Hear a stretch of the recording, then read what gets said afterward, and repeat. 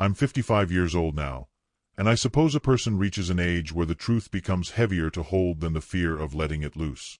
For 33 years I've kept quiet about what happened that winter, locking it behind the kind of silence that grows roots in your bones. But lately, when the nights stretch a little too long and the house settles into those old familiar creaks, I feel the memory leaning toward me, asking, no begging, to finally be spoken. Secrets don't die with time. They wait, patient as snow on a shaded ridge. And mine has been waiting since the winter of 1992, the winter I was 22 years old, 7 months pregnant, and foolish enough to believe that the world couldn't get any colder than the way people treated me back then. I didn't know the storm that was coming, nor the creature it would carry into my life. The blizzard arrived with no warning, or maybe I just missed the signs. Back then, I was living in a borrowed cabin on the north end of the valley, a half-mile from the old timber road that no one used anymore. The man who had given me the key didn't bother staying once he learned I was carrying his child. He simply left a note that said he wasn't ready, as if readiness had anything to do with responsibility. I stayed because I had nowhere else to go, and because pride is a strange thing. It'll keep you standing long after your legs have gone numb. That evening, when the sky went white and the wind began to howl, I was out behind the barn pulling a tarp over the firewood pile, thinking only of how I'd survive another night alone. The cold hit first, sharp and immediate, turning each breath into something painful and metallic. Snowflakes as wide as nickels slapped against my face, sticking in my eyelashes until the world blurred. I remember hearing the rafters groan, the horses restless in the stalls, and the distant hollow moan of the storm rolling down from the mountains like a beast waking from sleep. My belly felt heavy and tight, as if the baby inside me sensed the danger before I did. I kept telling myself I could make it back to the cabin. Just a dozen steps, just a few more heartbeats. But the ground was already shifting beneath me, snow climbing my boots like a rising tide. Even then, I didn't turn back. I didn't know then that turning back wouldn't have saved me anyway. I was halfway to the porch when I felt it, that prickle at the back of the neck that tells you you're being watched. At first, I thought it was the storm playing tricks, shapes forming and dissolving in the swirling white. But then I saw it, a massive silhouette standing between the trees, tall enough that its head nearly brushed the lowest branches. It wasn't moving, not at first, just watching me through the sheets of snow. I froze, breath caught somewhere between fear and disbelief. No human could stand that still in that kind of cold. No bear would stand upright with shoulders that broad. The wind roared between us, carrying the faint scent of pine sap and wet earth, and for a moment I wondered if I was hallucinating, if the cold had crawled too far into my mind. But when I blinked, it was still there. The next moment happened so fast and so slowly that I can still feel both sensations when I close my eyes. A cramp seized my abdomen, sharp enough to bend me forward. My knees buckled, and I pitched into the snow, my hands sinking deep into the powder. The world dimmed around the edges. The storm muffled into a strange, distant hum. Somewhere inside that growing darkness, I felt movement, heavy footsteps crunching through the drifts, coming toward me. I tried to lift my head, tried to crawl, but the cold had already stolen the strength from my limbs. I remember thinking that this was how I would die, alone, unseen, swallowed by a storm that didn't care. But then the warmth came. Two massive arms slid beneath me, lifting me with a gentleness that didn't fit the size of the creature holding me. My cheek pressed against coarse, thick fur, damp with melting snow. The heat radiating from its body was startling, almost overwhelming, like pressing against a wood stove after hours in the cold. I should have screamed, but no sound came. Maybe I was too weak, maybe too stunned, or maybe some small, ancient instinct in me understood that whatever this creature was, it hadn't come to harm me. Its breath rumbled against my ear, deep, steady, strangely reassuring. Through half-lidded eyes, I watched the trees blur past as it carried me deeper into the forest, away from the cabin, away from everything familiar. Snow stung my face, but I didn't have the strength to lift a hand in protest. I only remember the faint shape of a rocky outcrop ahead, the way the creature ducked into a narrow opening, and the sudden shift from screaming wind to a warm, echoing hush. The air inside smelled of earth, moss, and something musky but not unpleasant. Firelight flickered somewhere deeper in the cavern, casting long shadows across the walls. It laid me on a smooth patch of stone warmed by some natural vent, brushing stray snow from my hair with a tenderness that shook me more than the storm had. My vision blurred again, but before it faded completely, I saw its face for the first time. Dark eyes filled with something startlingly human, and an arm wrapped in dried blood, hanging at a painful angle. It had saved me even while wounded, even while suffering. And just before the darkness took me, I realized something that made my heart stop. The creature was female. I didn't know then that saving me that night would cost her everything. When I woke, the world was warm, an impossible, disorienting warmth that had no business existing in the middle of a Montana blizzard. For a moment I thought I had died and crossed into some gentler place, one where the air didn't burn my lungs and the snow didn't cling to my eyelashes. But then the ache in my back, the heaviness of my belly, and the raw sting of frostbite blooming across my fingers told me I was still very much alive. My eyes opened slowly, reluctantly, and I found myself inside a cavern lit by the orange pulse of a small fire. Shadows danced along the stone walls, wavering like spirits whose names I didn't know. And beside the fire, breathing slow, steady, and thunderously deep, sat the creature who had carried me through the storm. I didn't move at first. I wasn't sure I could. But more than that, I wasn't sure what would happen if I startled her. She was enormous even sitting down, broad-chested, thick-furred, with shoulders that looked carved from dark mountainside rock. Yet something about the way she held herself felt careful, measured, as if she were choosing each breath with purpose. Her injured arm rested against her ribs, wrapped clumsily with strips of hide that were darkened with dried blood. She had taken shelter here long before I collapsed in the snow, long before she found me. I wondered how long she'd been hiding, how many storms she had weathered inside these ancient stones. It wasn't until she turned her head slightly, catching my movement with those dark, reflective eyes, that real fear shook me awake. For a heartbeat, or maybe two, we simply looked at each other. Her eyes were not empty, not vacant or wild the way you'd expect from a beast. They were aware, studying me, waiting for what I would do next. I felt my pulse begin to race, a frantic flutter beneath my skin, and my hands curled instinctively over my pregnant belly. I didn't know whether she understood the gesture, but she made a sound then, low, soft, almost mournful, like a hum pressed deep into her chest. It wasn't threatening. If anything, it felt like reassurance. I tried to sit up, wincing as pain shot through my side. The motion must have triggered something in her because she shifted closer, moving with surprising grace for a creature of her size. She didn't touch me, not yet, but she extended her uninjured hand a few inches toward me. Palm open, fingers relaxed, an unmistakable offer of peace. I had seen horses do the same thing, and dogs, and once years ago, a wounded owl that had crashed into my father's barn. It was the gesture of something asking you not to fear it. And though my body trembled, though every instinct begged me to run, something deeper whispered that if she had wanted to hurt me, she would have done it already. My voice came out as a cracked whisper. I won't hurt you. It was absurd, of course. What harm could a half-frozen pregnant woman do to something that towered over her like a living mountain? But she tilted her head the moment I spoke, as if studying the shape of the sound. I tried again, softer, as if speaking to a child. Thank you. Her breath rumbled in response, a short exhale that stirred my hair. And for the first time since the storm began, I didn't feel alone. The fire crackled quietly between us, filling the cavern with the faint scent of resin and burning pine. I could hear water dripping somewhere deeper inside, a steady rhythm that echoed like a heartbeat. As my strength returned, my fear dulled into something else. Curiosity, maybe, or the strange pull of a connection forming in the dark. I found myself watching her with a kind of reverence, noticing details I had missed before, the silver strands mixed into her fur, the way her breath fogged the air, the trembling in her injured arm each time she shifted her weight. She was strong, impossibly so, but she was also in pain. And pain has a way of stripping away the distance between two beings. Without thinking, I reached toward her wound.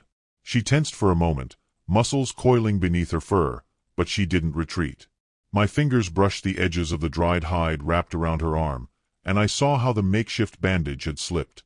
Blood, dark, nearly black, clung to the hair around the wound, smelling faintly metallic and earthy. She watched me the entire time, unblinking. I whispered, "Let me help." It felt foolish, daring, maybe even dangerous. But something in her gaze softened, a slow lowering of tension, and she allowed it. I tore a strip from the lining of my coat, wincing as the fabric gave way. The cold still lingered in my bones, making my hands clumsy, but I worked as carefully as I could. She leaned toward me, enormous and vulnerable, letting me clean the wound with melted snow from a small puddle near the fire.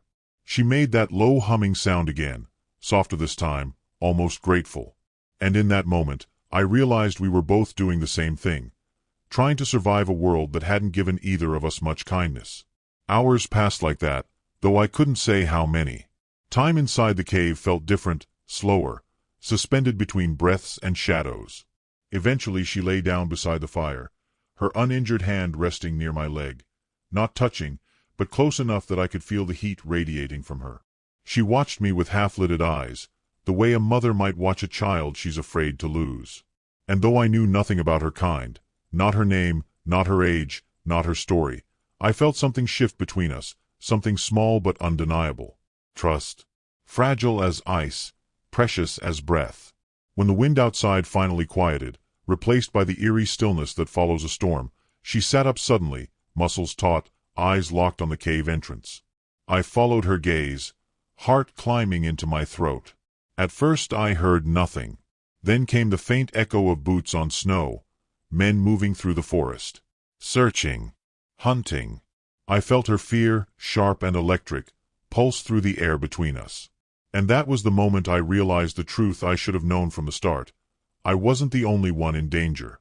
By the time the storm broke, the world outside had transformed into a graveyard of snowdrifts and broken branches. Light returned slowly, hesitantly, like it wasn't sure it was welcome. I remember standing at the mouth of the cave with the creature beside me, both of us blinking against the sharp brilliance of morning. The forest looked unfamiliar, stripped of its colors, every surface drowned beneath white. And yet, for the first time in days, I felt the stirrings of hope. Hope that I could make it back to the cabin. Hope that warmth and safety still existed somewhere beyond that endless sea of snow. But the warmth in my chest dimmed when I looked down and saw our footprints, twin trails carved deep and unmistakable into the fresh blanket beneath us. They stretched from the trees straight to the cave. They were large enough that no hunter, no ranger, no curious man with a gun would mistake them for anything human. She noticed it too. Her breath hitched, a soft thrum in her throat, and her shoulders drew inward as if bracing for a blow. I touched her uninjured arm gently, trying to offer comfort I wasn't sure I had the right to give. She had kept me alive, protected me, sheltered me in her own refuge, and now stepping outside had painted a target on both of us. The snow glittered with innocence, but it was a betrayal, one the forest had no choice but to reveal. I whispered, "We'll be careful," though I didn't know how. She made a low sound, something like resignation laced with fear. I had never imagined that a creature so massive could look small. The walk back to the cabin took longer than I'd expected. My body still trembled with weakness, each step sending a dull ache through my ribs. She followed behind me at a distance, disappearing between the trees whenever I stumbled or stopped to catch my breath. She moved like a shadow cast by something ancient, her fur blending into the dark undergrowth. If I hadn't known she was there, I might have believed the forest had returned to silence. But every so often I caught a glimpse of her, watching me, protecting me in the only way she knew how. By the time I reached the edge of the clearing, my breath came in shallow bursts, and my legs felt like they would fold beneath me at any moment. I wasn't alone. 3 men stood near my cabin, their jackets heavy with frost, rifles slung over their shoulders. One of them knelt beside a set of tracks, tracing them with a gloved hand.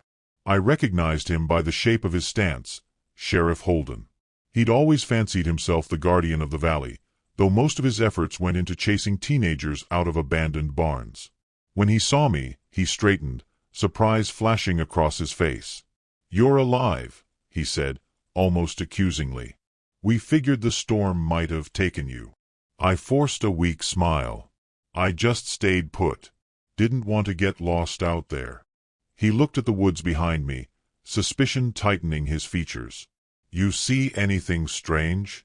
Heard anything?" His question hung in the cold air like bait.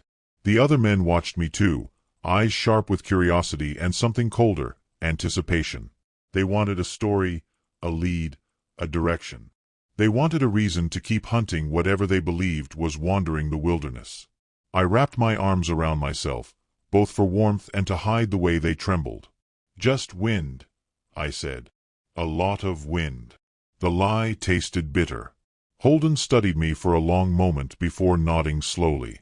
He wasn't convinced, but he wasn't ready to challenge a pregnant woman who looked half frozen. He muttered something to the others, and they returned to their tracks, debating loudly whether they belonged to a bear, a prankster, or something else entirely. I slipped inside the cabin before they could ask anything more, leaning against the door as relief washed over me in a shaky exhale. That night she came to me. I heard her long before I saw her, the gentle thud of heavy steps, the soft rustle of her fur brushing against the barn wall. I froze in my doorway, heart pounding, torn between gratitude and fear. If the men returned and found her here, I knew exactly what would happen. But when she stepped into the moonlight, her injured arm hanging limp at her side, any hesitation dissolved into something else entirely. Compassion. Recognition. A sense of responsibility I had no words for. She didn't try to come inside the cabin. Instead, she crouched near the barn, where the shadows deepened and the wind couldn't reach her. I moved toward her slowly, whispering, "You shouldn't be here." She lowered her head, as if she understood. Or maybe she simply didn't want to frighten me. When I reached her, she extended one enormous hand, not as a threat, but as a quiet greeting. I pressed my palm to her fur, feeling its warmth seep into my cold fingers. And in that stillness, something in me shifted. She had become more than a rescuer. She had become something like a guardian, bound to me in a way I didn't yet understand. But the price of her presence was steep. Tracks multiplied around the cabin in the following days. Boot prints, vehicle treads, circles drawn by men who had far too much time and far too little compassion. They came asking questions I couldn't answer, and some I refused to entertain. I learned to lie with a straight face, to feign confusion, to pretend my nights were quiet and uneventful. But each lie stacked itself on my chest like fresh snowfall, and soon I could barely breathe beneath the weight of it. My pregnancy worsened the strain. The cold had done something to my body. I felt contractions too early, sharp, and unpredictable. She sensed it before I did. Whenever the pain hit, she appeared, sometimes in the barn, sometimes at the edge of the woods, watching with concern etched into every line of her massive frame. She would hum softly, the sound vibrating through the air like a lullaby, easing the tension in my muscles. I didn't know how she knew, but she did. She always did. Then, one night, she brought something with her. A piece of hide, worn soft by time, shaped like bedding. She laid it gently at my feet, her eyes lingering on my rounded belly. Only then did I understand. She had lost a child. Or perhaps had one taken. Her wound wasn't just physical. It was grief carved into her spirit. And suddenly, her need to stay near me made terrible, heartbreaking sense. I bent down to touch the offering, but before my fingers reached it, a distant click echoed through the trees, metal on metal, unmistakable. A rifle being chambered. She froze. And in that instant, I knew the hunters had returned. The moment I heard that metallic click echo through the trees, something primal tightened around my heart. She heard it too. Her entire frame coiled with fear, her breath slowing into a low, controlled rumble as she backed deeper into the barn shadows. I reached for her instinctively, but a sharp contraction seized my abdomen, stealing the breath from my lungs and folding me in half. Pain tore through me with the suddenness of a lightning strike, and I gasped, a raw, desperate sound that startled even me. She stepped forward immediately, abandoning her instinct to flee, drawn instead by the urgency in my voice. Another contraction hit, stronger this time, and I dropped to my knees in the straw. I remember thinking the timing couldn't be crueler, that my child had chosen the very night hunters stalked the woods to enter the world. She moved beside me, lowering herself with careful calculation, her uninjured arm hovering over my back as if she feared hurting me. Her presence steadied me more than any words could. My breaths came ragged, steam curling from my lips in the cold barn air. Outside, boots crunched against snow. Voices murmured. Flashlights skimmed through the gaps in the boards, thin beams slicing the darkness.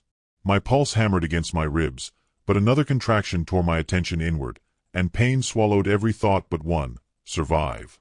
For myself, for the tiny life inside me, for the creature who had saved me more times than fate ever had. She made a soft, resonant hum, a sound that vibrated through the straw, through my bones, through the air itself. It soothed me in a way nothing human ever had.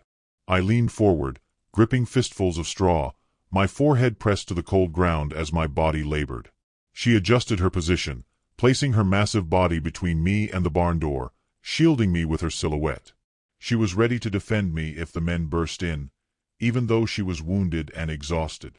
Her breath came heavier now, labored, the pain in her injured arm undeniable. But she didn't leave. Not for a second. The labor intensified with a ferocity that frightened me. I had no midwife, no warm water, no gentle hands to guide me. Only a creature the world insisted belonged to myth, crouched over me with maternal focus. The hunters moved closer. Their beams flashed directly across the barn door. A voice whispered, "Tracks lead right through here." My entire body seized in panic, and the contraction that followed nearly broke me. But she leaned close, touching her forehead lightly to my back, humming again in that deep, thrumming cadence that quieted the terror clawing inside my chest. Minutes blurred into something without shape, without time. The barn smelled of hay, blood, cold timber, and the faint earthy musk of her fur. My tears fell hot against the ground as the final surge of labor built inside me like a rising storm. She positioned herself instinctively, as if she had helped birth young before. Her massive hands hovered, gentle in a way that defied her size. And when the moment came, when my body finally gave way to the inevitable, I cried out with every ounce of breath I had left. The baby emerged into her waiting hands. For a heartbeat, there was silence, terrifying silence, before she cleared the infant's airway with a careful sweep of her fingers. A thin, fragile cry broke through the cold, and relief flooded my entire body so fiercely I trembled. She held my daughter for only a moment, her expression achingly tender, before placing her gently into my arms. I pressed the tiny, squirming body against my chest, sobbing into her damp hair. My daughter was alive. She was warm. She was here. The celebration lasted barely a breath. The barn door rattled, someone testing it, someone too close.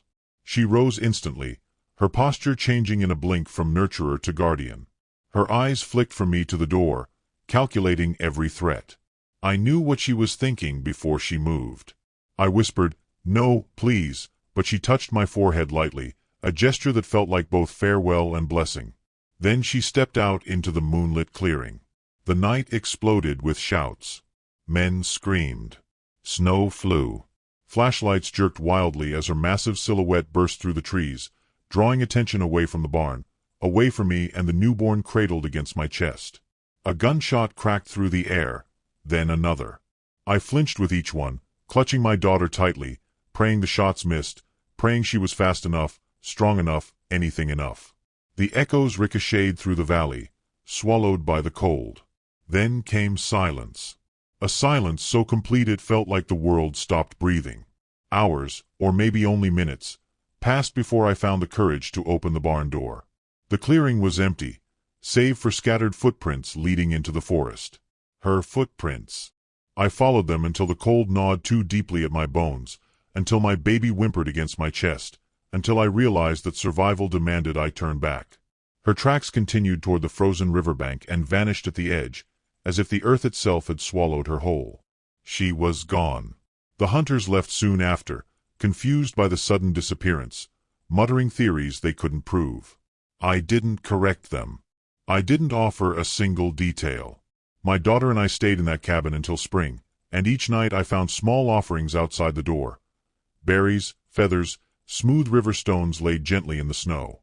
Proof she lived. Proof she was still watching over us. Proof that love did not vanish just because a body did. Years passed. My daughter grew. I moved towns, built a quiet life, let the valley become a ghost I visited only in memory. I told no one, not out of fear, but out of loyalty. Some bonds deserve silence. Some sacrifices deserve protection. Now, at 55, the weight of that winter presses closer than ever. I can still feel her warm breath on my back during labor, still hear her humming in the darkness, still see her silhouette vanishing into the storm with hunters on her heels. I owe her my life. I owe her my daughter's life. And I owe her the truth I've guarded like a second heartbeat. Tonight, for the first time, I'm letting it out into the world. Because last week, at the edge of my property, I found a single stone on my porch, smooth, river-worn, and still warm to the touch. Which city are you watching our video from? Please leave a comment. Please subscribe to the channel as well. Thank you.